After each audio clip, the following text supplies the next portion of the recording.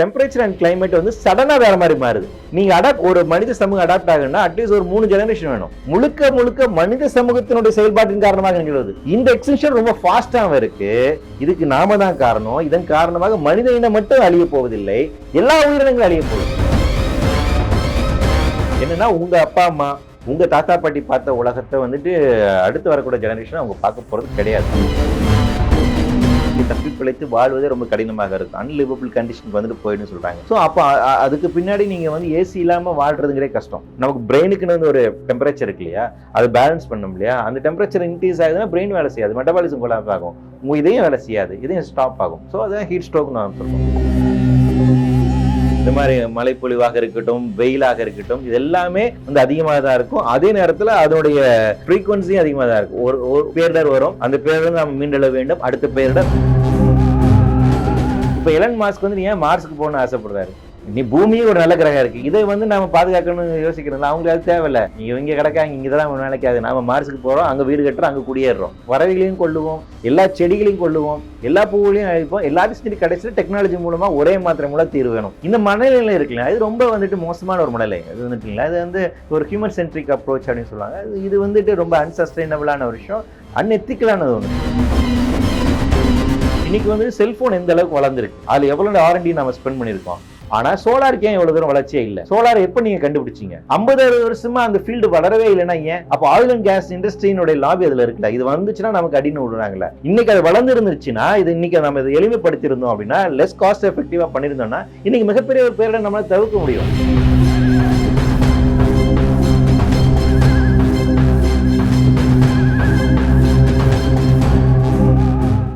Extreme climatic changes இந்த மாதிரி நடக்கிறதுனால ஹியூமன் கைண்ட் வந்து சுத்தமாக வாழ முடியாத ஒரு நிலைமை. ஆமா, நீங்க வந்து என்னன்னா, இப்போ நம்ம கிளைமேட் சேஞ்ச் என்ன பண்ணுது அப்படின்னு பார்த்தீங்கன்னா, நம்ம வாழணும்னா இந்த பயோஸ்பியருடைய அமைப்பு முறை இருக்கு இல்லையா, இந்த பயோஸ்பியர் ஒரு பேலன்ஸ்ட் அமைப்பு முறையில் இருக்குல்ல. இந்த பயோஸ்பியர்ல ஆக்சிஜன் இந்த அளவுக்கு இருக்கணும், கார்பன் டை ஆக்சைடு இந்த அளவுக்கு இருக்கணும், நைட்ரஜன் இந்த அளவுக்கு இருக்கணும், ஒரு பேலன்ஸ் இருக்கு, வாட்டர் வேப்பர் இந்த இருக்கணும்.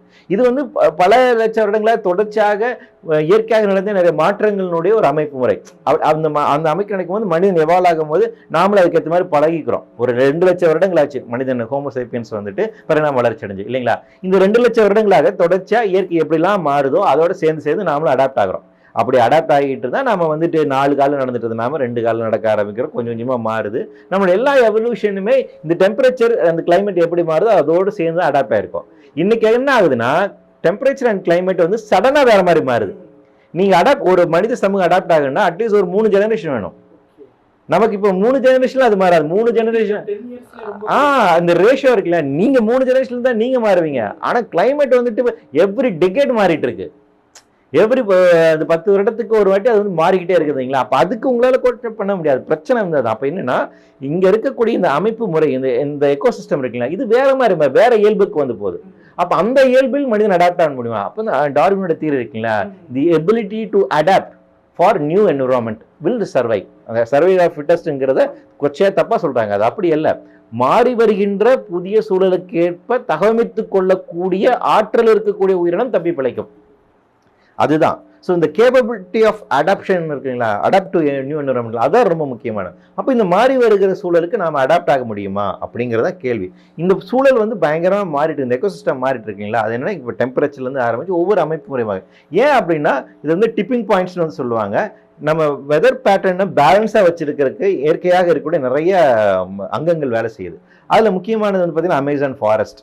அப்போ நான் முன்னாடி குறிப்பிட்ட அட்லாண்டிக் மெரிடியன் ஓஷன் கரண்ட் அப்படிங்கிறது, north and south pole, permafrost, அதுக்கப்புறம் boreal forest, monsoon, rainforest, coral reefs, இது எல்லாம் இருக்குங்களா. இது எல்லாமே இந்த பூமியோடைய அமைப்பு வரை பேலன்ஸாக வைத்திருக்கு. இதெல்லாம் 1 degree Celsius 2 degree Celsius increase ஆச்சுன்னா இதெல்லாம் கொஞ்சமாக உடைய ஆரம்பிக்கும், கொலாப்ஸ் ஆகிடுங்கிறாங்க. அதனால தான் அந்த டிப்பிங் பாயிண்ட்ல இருக்குங்கிறாங்க. அந்த டிப்பிங் பாயிண்ட்ஸ் வந்து பிரேக் ஆயிருச்சு அப்படின்னா அடுத்த புது எக்கோசிஸ்டம் உருவாங்க. அது எப்படின்னு தெரியாது.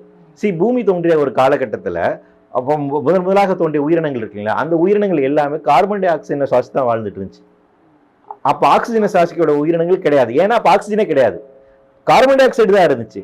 கார்பன் டை ஆக்சைடு சுவாசித்து வாழக்கூடிய உயிரினங்களுக்கு தோன்றியதுக்கு பின்பாக தாவரங்கள் வந்துச்சு. தாவரங்கள் வந்ததுக்கு பின்னாடி போட்டோசிந்தசிஸ் வந்துச்சு. அதுல இருந்து உங்களுக்கு ஆக்சிஜன் உருவானதுக்கு அப்புறம் கிரேட் ஆக்சிடிஃபிகேஷன் அதை சொல்லுவாங்க. ஆக்சிஜன் நிறைய சேர ஆரம்பிச்சு. அதற்கு பின்பாக ஆக்சிஜனை சுவாசி வாழக்கூடிய உயிரினங்கள் பரிணாம வளர்ச்சி அடைகின்றது.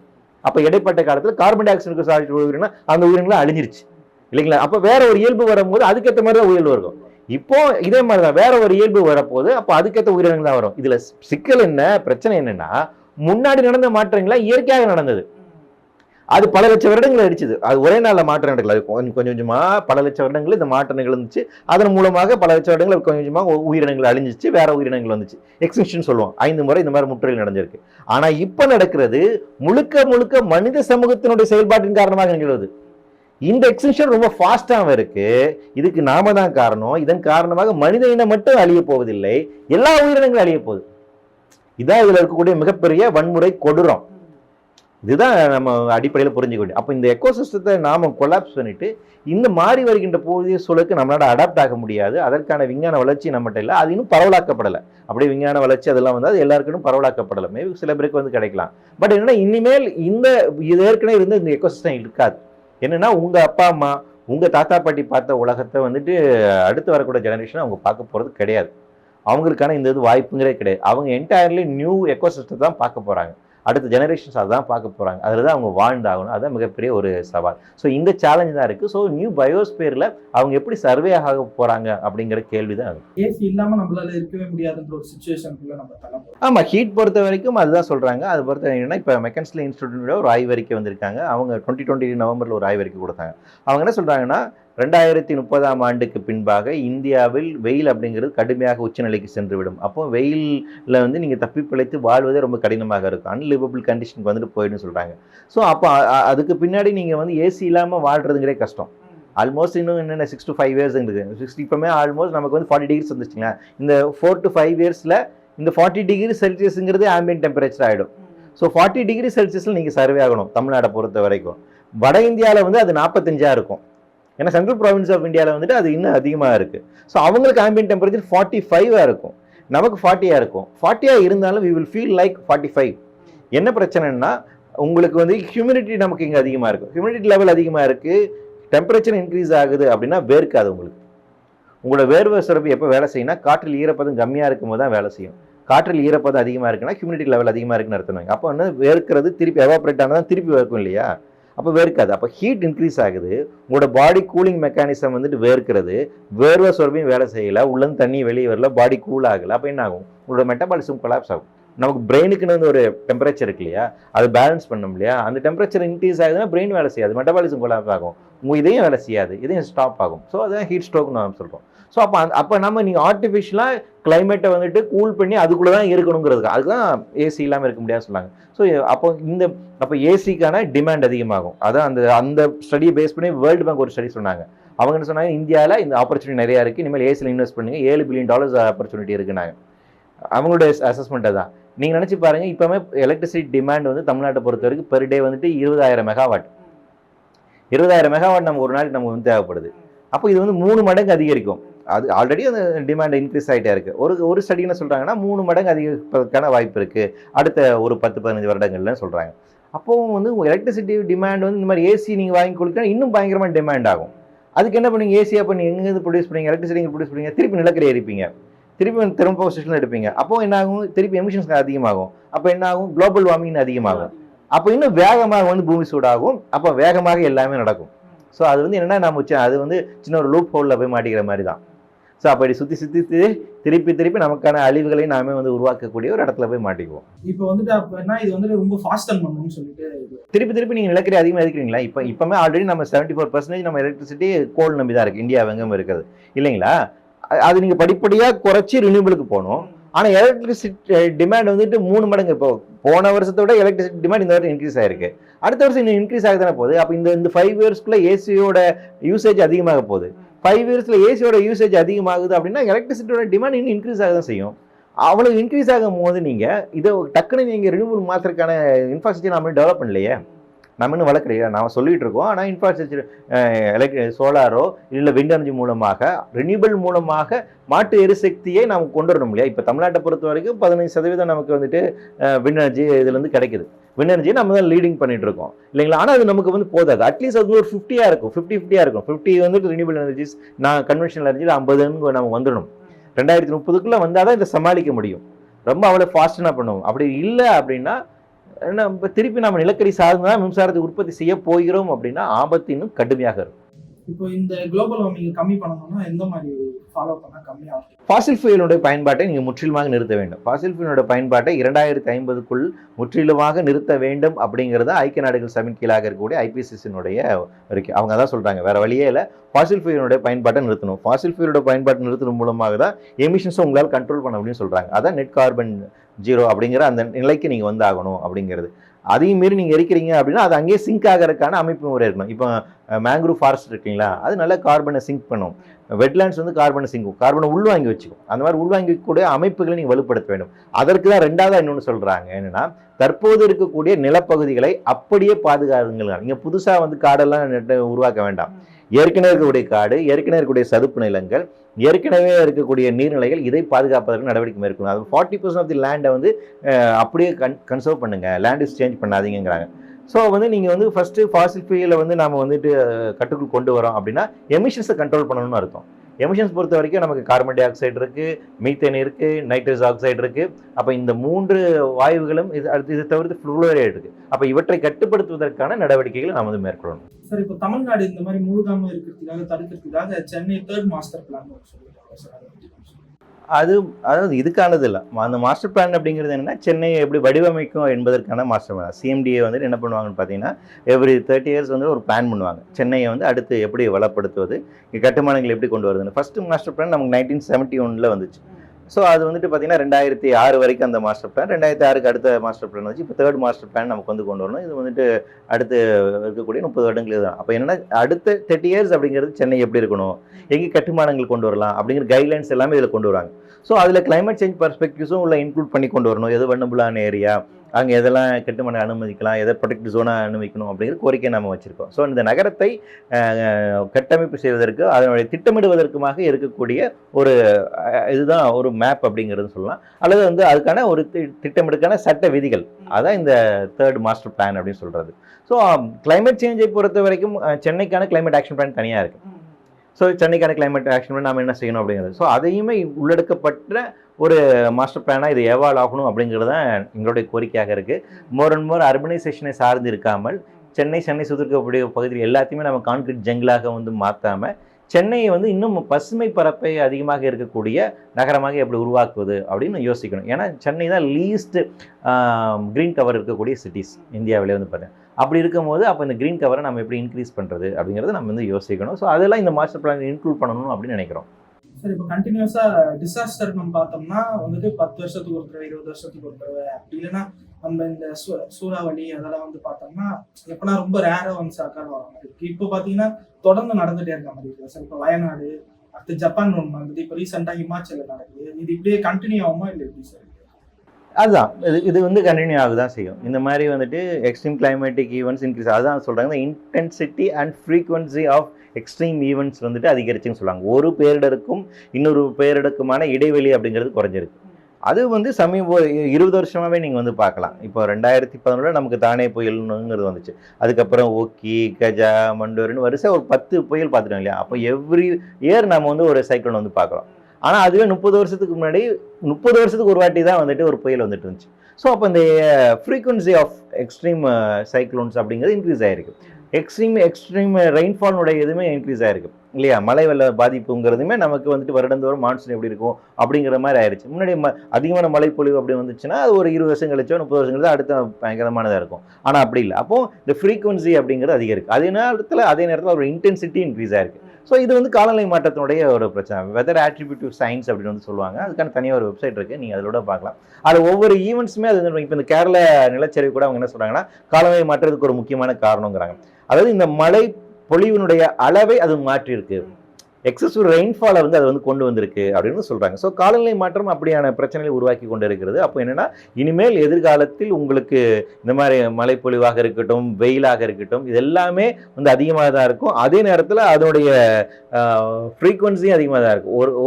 ஒரு பேரிடர் வரும், அந்த பேரிடர் நம்ம மீண்டெழ வேண்டும், அடுத்த பேரிடர், அதுக்கு முன்னாடி நம்ம அடுத்து ரெடி ஆகணும், அடுத்தடுத்து ரெடி ஆகிட்டே இருக்கணும். அப்போ வருஷத்துக்கு இனிமேல், இப்போ வருஷத்துக்கு ஒரு பேரிடர் அப்படிங்கிறது இருக்கு இல்லையா, அது இனிமேல் 6 மாதத்துக்கு ஒரு பேரிடர் தான் ஆகும், அடுத்து 3 மாதத்துக்கு ஒன்று ஆகும். அப்போ எவ்ரி 3 இயர்ஸ் நீங்கள் ஏதாச்சும் ஒரு எக்ஸ்ட்ரீம் கிளைமேட்டிக் ஈவெண்ட்டை வந்து பார்க்கணும்.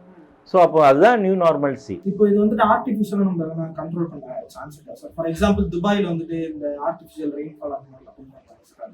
Okay, cloud seeding. Cloud seeding அது வந்துட்டு ஐ மீன் அது சின்ன இடத்துல மழைப்பொழிவு அப்படிங்கிறதா இருக்குது. நிறைய ஹாலிவுட் படங்களை அப்படி முயற்சி பண்ணுறாங்க, ஜியோ இன்ஜினியரிங் அப்படின்னு வந்து சொல்கிறாங்க.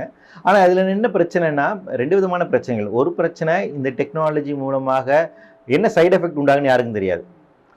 நிறைய இந்த பில் கேட்ஸ்னுடைய ஒரு புக் இருக்குது, how to face the disaster something, எனக்கு டைட்டில் சரியான ஆகும் இல்லை. ஆனால் இந்த கிளைமேட் டிசாஸ்டரை எப்படி நாம் வந்து எதிர்கொள்ள வேண்டும் அப்படிங்கும்போது அவர் ஜியோ இன்ஜினியரிங்கை ப்ரொப்போஸ் பண்ணுறாரு. அவர் ஒரு முதலாளித்த ஒரு பாதையிலேருந்து பார்க்குறாரு. அவரை பொறுத்த வரைக்கும் இது ஒரு ஆப்பர்ச்சுனிட்டி. அதாவது என்ன, நான் அவங்களை பொறுத்த வரைக்கும் இப்போ அவங்க எப்படி வாழ்வியல் வாழ்ந்துட்டு இருக்காங்க அப்படியே வாழ்ந்துட்டு இருப்போம். ஒரு மனுஷன் ஒரு தனியாக ஒரு குட்டி தீவில் அவர் மட்டும் ஒரு பெரிய தீவே அவர் சொந்தமாக வச்சுருப்பாரு, 4 ஹெலிகாப்டர் வச்சுருப்பாரு, 10-20 தனியான ஏரோப்ளைன்ஸ் வந்துட்டு இருக்கும். அவ்வளோ ஒரு லக்ஸுரியான லைஃப் வாழ்கிறாங்க இல்லைங்களா? அப்போ 1% மக்கள் அவர்கள் எமிட் பண்ணக்கூடிய எமிஷனுடைய அளவு வந்து பார்த்தீங்கன்னா 60க்கு அதிகமான சதவீதம் அவங்க தான் எமிட் பண்ணுறாங்க. அவங்க லைஃப் ஸ்டைல் தான். இந்தியாவில் 1% மக்கள் வந்துட்டு 56% வெல்த் அவங்க கண்ட்ரோல் பண்ணுறாங்க. ஸோ இந்த டிஸ்பேரிட்டி இருக்குல்ல, அப்போ இந்த 1% மக்கள் தங்களுடைய லைஃப் ஸ்டைல் அவங்க மாற்றுறதுக்கான விரும்புறதே கிடையாது. அப்போ அதுக்கு ஆல்ரெடி என்ன பண்ணுறாங்கன்னா, ஒன்றும் பிரச்சனை இல்லை, இதுக்கு ஏதாவது டெக்னாலஜி கண்டுபிடிங்கிறாங்க. இப்போ எலன் மாஸ்க் வந்து ஏன் மார்ஸ்க்கு போகணும்னு ஆசைப்படுறாரு? நீ பூமியும் ஒரு நல்ல கிரகம் இருக்குது, இதை வந்து நம்ம பாதுகாக்கணும்னு யோசிக்கிறோம்ல, அவங்களுக்கு அது தேவையில்லை. இங்கே கிடக்காங்க, இங்கே தான் வேலைக்காது, நம்ம மார்ஸுக்கு போகிறோம், அங்கே வீடு கட்டுறோம், அங்கே குடியேறோம். அப்படி அது சாதிச்சாலும் உங்களே என்னையும் கூட்டிகிட்டு போவாங்களா? 3ஆம் உலக நாடுலேருந்து யாராச்சும் கூட்டிகிட்டு போகிறாங்களா? நம்ம இந்திய பிரதமரை யாராவது கூட்டிகிட்டு போவாங்களா? இல்லைங்களா? அப்போ மேற்கத்திய நாடுகளுக்கு தான் அந்த ஆப்பர்ச்சுனிட்டிஸ் இருக்குது. அப்போ இதுன்னா அவங்க சென்ட்ரிக்காக தான் அவங்க யோசிக்கிறாங்க. ஸோ டெக்னாலஜியில் இது வந்து தீர்த்து முடியுமா அப்படின்னு கேட்டிங்கன்னா முடியாது. ரெண்டாவது, டெக்னாலஜி நீங்கள் அமல்படுத்துகின்ற போது அதனோட சைடு எஃபெக்ட் என்ன இருக்குன்னு தெரியாது. இப்போ இந்த ஜியோ ஸ்டார்மில் இந்த மாதிரி நிறைய படங்கள் வந்துச்சு. ஈவன் இப்போ ரீசெண்டாக ட்விஸ்டர்ஸ் வந்துச்சு. அதெல்லாம் கூட இந்த ஒரு ஹரிக்கேனை வந்துட்டு நீங்கள் அது உள்ள சில கெமிக்கல்ஸ் அனுப்பி நிறுத்த முடியுமா, அந்த மாதிரி பாசிபிலிட்டி சார். இது எல்லாமே வந்து அன்டெஸ்டட். ரெண்டாவது, வெதருங்கிறது ஹைலி காம்ப்ளிகேட்டடானது. நீங்கள் வந்து வெதரை வந்து இப்போ கரெக்டாக புரிஞ்சுக்கணும்னா கயோஸ்பியர் அடிப்படையில் தான் வந்து புரிஞ்சுக்கணும். நீங்கள் வந்துட்டு இந்த பட்டர்ஃப்ளை எஃபெக்ட்னு சொல்லுவாங்க. அதாவது ஒரு பட்டாம்பூச்சியினுடைய சிறகடிப்புலேருந்து இறக்கக்கூடிய ஒரு அலை என்பது ஏதோ ஒரு இடத்துல ஒரு டொரண்டோ உருவாக்கலாம் அப்படிங்கிறது சொல்லுவாங்க, ஒரு சூறாவளியை உண்டாக்கலாங்கிறது. அதான் பட்டர்ஃப்ளை. அது வந்து என்ன, கயோஸ்பியர்லேருந்து வர்றதான். வெதர் எந்த அளவுக்கு காம்ப்ளிகேட்டட்னா, ஒரு சின்ன நகர்வு ஒரு இடத்துல பெரிய பிரச்சனை உண்டாக்கலாம். இந்த ஸ்னோ பாலிங் சொல்லுவாங்களா, சின்ன பனி உருண்டு பெரியதாகி அது பெரிய மழையாக வந்து அடித்து தள்ளிட்டு போகணும். இப்போ இந்த நிலச்சரிவு அப்படிங்கிறதுமே அப்படி தானே வந்துட்டு நினைச்சு பாருங்க. அப்போ ஒரு சின்ன நிகழ்வு பெரிய பேரிடருக்கு காரணமாக அமையலாம். வெதர் அப்படி தான். அப்போ நீங்கள் அதில் போய் நீங்கள் வந்து என்னமா பண்ணுறீங்க, ஏதோ சம் கெமிக்கல்ஸை நீங்கள் தூவுறீங்க, சம் இதை பண்ணுறீங்க அப்படின்னா அதனோட எதிர்வினை இன்னொரு இடத்துல பயங்கரமாக இருக்கலாம். ஸோ அப்போ இது வந்து நீங்கள் அன்டெஸ்டடான ஒரு விஷயத்தை நீங்கள் நடைமுறைப்படுத்தும் போது மிக சவாலானது. அது என்ன பண்ண தெரியல. அதனால தான் ஐபிசிசியில் இந்த ஜியோ இன்ஜினியரிங் போன்ற இதெல்லாம் கிளைமேட் டாக்ஸில் முன் வச்சாங்க, இதெல்லாம் செய்யலாம் அப்படிங்கும்போது நிறைய பேர் எதுக்குள்ள எதிர்ப்பு தெரிவிக்கிறாங்க. அதை வந்து நம்ம அனுமதிக்க கூடாது. நிறைய சவால்கள் இருக்கு. இப்போ ஃபார் எக்ஸாம்பிள் துபாய் வந்து கிளவுட் சீடிங் பண்றாங்க. அப்போ அவங்க ஊர்ல மழை பெய்யுங்க, பக்கத்து நாட்டுக்கு அது என்ன ஆகுன்னு ஒரு கேள்வி இருக்குல்ல. அப்போ அவங்களுக்கான உரிமை என்னங்கிறது இருக்கு இல்லைங்களா? ஸோ அந்த மாதிரி இருக்கு. அப்போ என்னன்னா, நீங்க பெரிய குளோபலா இதெல்லாம் பண்ணும்போது ரொம்ப சவாலான விஷயங்கள் ஒன்று. ரெண்டாவது, நம்ம மனநிலையில் கூடிய பிரச்சனை இருக்குல்ல. நாம என்ன வேணா பண்ணுவோம், இப்போ பண்ணுற மாதிரியே பண்ணிட்டு இருப்போம், இந்த பூமியை போட்டு என்ன வேணா பண்ணிட்டு இருப்போம். நாம் வாழணுங்கிறதுக்காக எல்லா உயிரினையும் கொள்ளுவோம், எல்லா பயிர்களையும் கொள்ளுவோம், எல்லா பறவைகளையும் கொள்ளுவோம், எல்லா செடிகளையும் கொள்ளுவோம், எல்லா பூவுகளையும் அழிப்போம். எல்லாத்தையும் செஞ்சு கடைசியில் டெக்னாலஜி மூலமாக ஒரே மாத்திரை மூலம் தீர்வு வேணும். இந்த மனநிலை இருக்குல்ல, இது ரொம்ப வந்துட்டு மோசமான ஒரு மனநிலை. அது வந்துட்டுங்களா, இது வந்து ஒரு ஹியூமன் சென்ட்ரிக் அப்ரோச் அப்படின்னு சொல்லுவாங்க.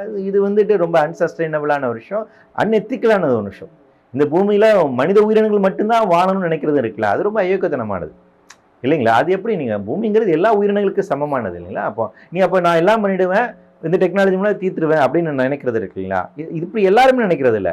நான் சொல்லக்கூடிய அந்த 1% மக்கள் அவங்கள தான் இதை கண்ட்ரோல் பண்ணுறாங்க, அவங்க தான் செய்கிறாங்க சொல்லிட்டு. ஸோ அப்போ டெக்னோகிரண்ட் மூலமாக இதுக்கு வந்து தீர்வு இல்லை. ஆனால் நமக்கு நல்ல சயின்ஸ் தேவை. நிச்சயமாக இந்த பாதிப்புகளை குறைப்பதற்கான சயின்ஸ் தேவை, சோலார் எனர்ஜி வளர்த்தெடுப்பதற்கான சயின்ஸ் தேவை, ரினியூவல் எனர்ஜி வளர்த்தெடுப்பதற்கான நமக்கு வந்து சயின்ஸ் தேவை, மாற்று எரிசக்தி கொண்டிருக்கான சயின்ஸ் அது நமக்கு நிச்சயம் தேவை. அதுக்கு நிறைய இன்ஜினியர்ஸ் நமக்கு தேவை, நிறைய ஆல்டர்னேட்டிவ்.